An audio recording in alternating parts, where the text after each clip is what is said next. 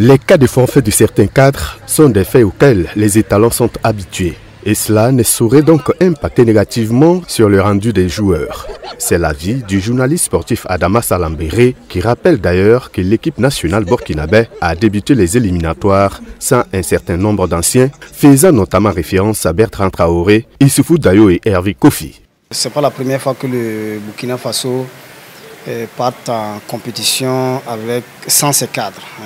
Vous vous rappelez le début de ces éliminatoires où il y avait cette affaire de non-convocation des 3 cadres qu'on avait, Bertrand, on avait Kofi, on avait Dayo, qui n'avaient pas été appelés et qui avaient fait des gorges chaudes.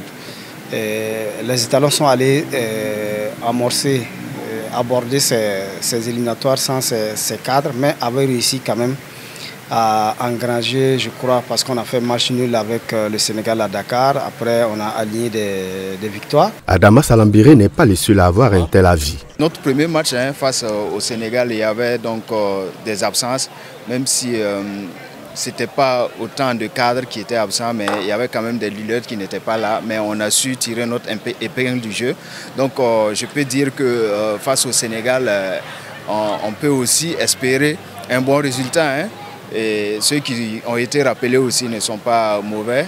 Et c'est à eux aussi de prouver que le coach n'a pas fait une erreur en les appelant. Un avis que le journaliste sportif Simon Thiéman n'épouse pas. L'absence des 6 joueurs précédemment appelés va bel et bien se sentir dans la qualité du jeu des étalons, soutient-il. C'est vraiment regrettable que des cadres comme ces derniers-là ne puissent pas être là à des matchs aussi importants.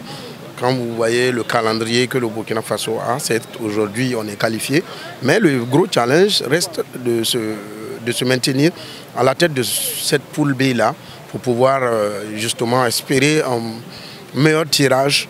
Pour remplacer les déclarés forfaits, le sélectionneur Bahama Traoré a convoqué 6 joueurs, dont plusieurs évoluent dans le championnat national. Les journalistes sportifs que nous avons rencontrés restent donc confiants quant à l'issue du match contre le Sénégal.